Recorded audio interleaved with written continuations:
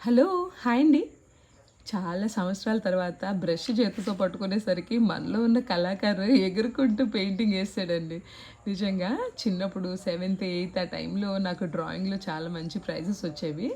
అయితే ఆహ్, ఇన్ని సంవత్సరాల తర్వాత అంటే నేను పెన్సిల్ డ్రాయింగ్ ఏయగలను గానీ, ఇట్లా వాటర్ పెయింట్స్ ఏయగలనో లేదో కాన్ఫిడెంట్‌గా లేను.